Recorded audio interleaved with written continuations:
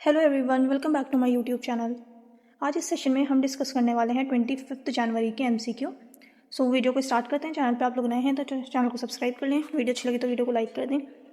आज हमारा first question है, with reference to the national voters day 2026 consider the following statements. So national voters day कब आता है? आज ही है नेशनल वोटर्स डे, 25 जनवरी।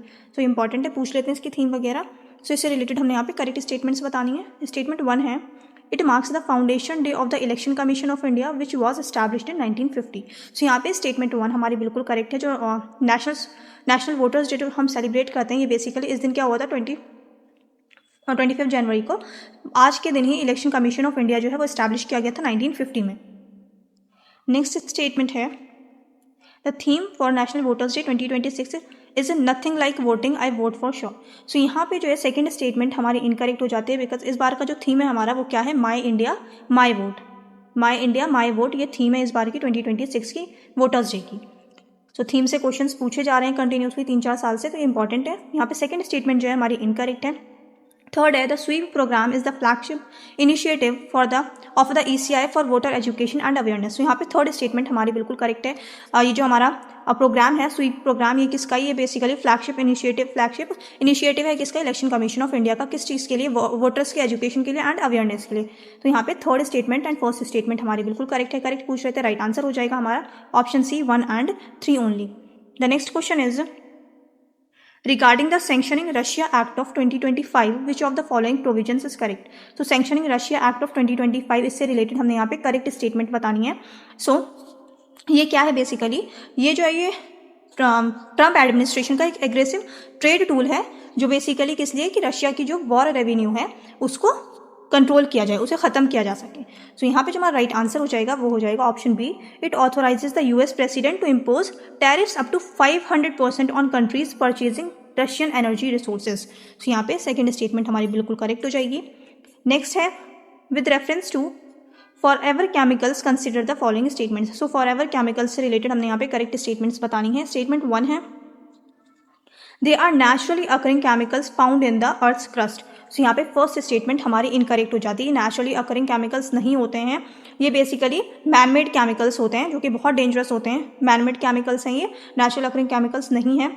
इनका स्ट्रॉन्ग बॉन्ड जो होता है ये बेसिकली हमेशा के लिए कह सकते हैं कि क्लाइमेट में मौजूद रहते हैं, जो कि हेल्थ के लिए बहुत ज़्यादा हेल्थ को बहुत ज़्यादा ख़राब करते हैं। इसकी वजह से इटली में जो ये फॉरएवर केमिकल्स जो है, इसकी वजह से एक इंडस्ट्री भी इटली में जो है पूरी तरीके से बैन कर दी गई थी, और वही वहाँ से ही सामान लेकर के इंडिया में महाराष्ट्र में जो है वो फैक्ट्री लगाई जा रही है। तो इस वजह से ये न्यूज़ में कंटिन्यूसली है फॉरएवर केमिकल्स। इंपॉर्टेंट है एग्जाम के पर्सपेक्टिव से।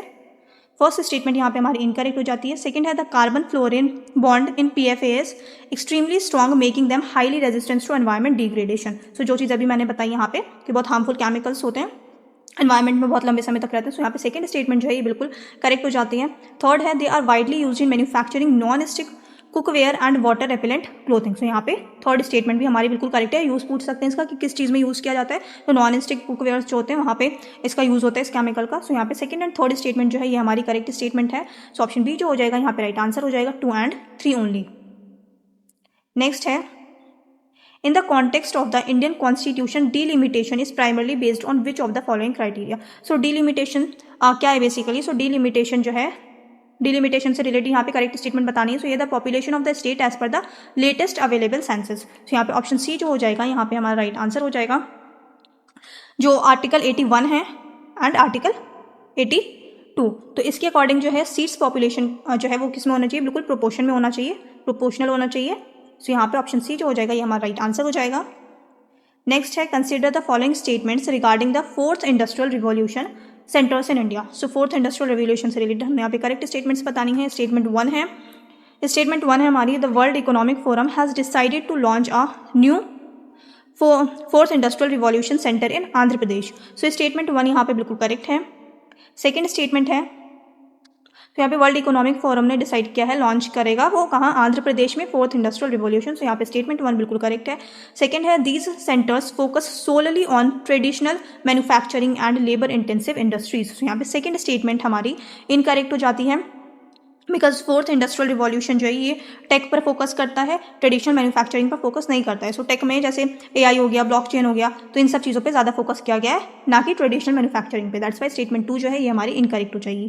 थर्ड है, India already has a fourth industrial revolution centre in Maharashtra focusing on health and technology. तो यहाँ पे हमारा ये स्टेटमेंट भी हमारी बिल्कुल करेक्ट है। फर्स्ट एंड 1 और 3 जो होगा ये हमारा राइट आंसर हो जाएगा। Option B is the correct answer. So option B जो है यहाँ पे करेक्ट आंसर है हमारा 1 और 3 ओनली। नेक्स्ट है the SIR initiative of the election commission of India aims to. So basically इसका एम क्या है यहाँ पूछ रहे हैं। So remove ineligible names and include all eligible voters to ensure a clean voter list. तो option B जो है यहाँ पे राइट आंसर हो जाएगा हमारा। नेक्स्ट है with reference to India's crude oil imports in 2026 which of the following trends is observed। so India जो क्रूड ऑयल इंपोर्ट कर रहा है 2026 में, तो ये बेसिकली कहाँ से कर रहा है। तो जैसे यूएस के बारे में अभी हमने डिस्कस किया कि यूएस जो है टैरिफ्स लगा रहा है जो भी कंट्री रशिया से ऑयल वगैरह इंपोर्ट कर रही है। तो ये बोला जा रहा है कि 500% तक टैरिफ यूएस लगा सकता है। तो इंडिया भी रशिया से इंपोर्ट करती थी, तो अब जो है टैरिफ की वजह से इंडिया ने क्या चूज़ किया है, मिडल ईस्ट। सो अब इंडिया जो है वो मिडल ईस्ट से इंपोर्ट कर रहा है क्रूड ऑयल। सो यहाँ पे जो हमारा राइट आंसर हो जाएगा वो हो जाएगा India is reducing its reliance on Russian crude and increasing shipments from Middle Eastern countries like Iraq and Saudi Arabia. So यहाँ पे ऑप्शन बी जो है ये हमारा करेक्ट आंसर हो जाएगा। नेक्स्ट है regarding the advanced chemistry cell PLI scheme consider the following statements. तो यहाँ पे हमने एडवांस्ड केमिस्ट्री सेल से रिलेटेड करेक्ट स्टेटमेंट्स बतानी है। स्टेटमेंट 1 है It aims to promote the manufacturing of advanced batteries in India to reduce dependence on imports। तो यहाँ पे स्टेटमेंट 1 जो है ये बिल्कुल करेक्ट है।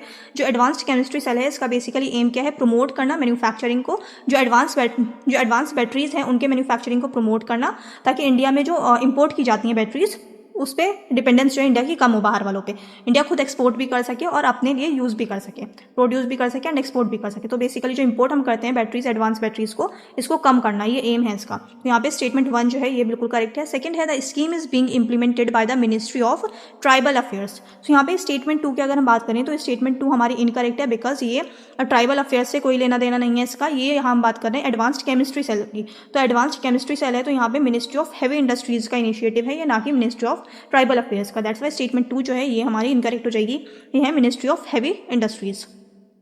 नेक्स्ट है it is a part of India's larger goal of achieving net zero emission. So यहाँ पे थर्ड स्टेटमेंट जो है ये भी हमारी बिल्कुल करेक्ट स्टेटमेंट है। 1 और 3 जो हो जाएगा ये हमारा राइट आंसर हो जाएगा। So option C is the correct answer, 1 और 3 only. The next question is the Bab el Mandeb strait often in news due to maritime security connects. So ये हम बार बार डिस्कस कर रहे हैं, बाबल मंडेब कौन सी 2 वाटर बॉडी को कनेक्ट करता है। सो ये रेड सी को एंड गल्फ ऑफ एडन को कनेक्ट करता है। The right answer is option A.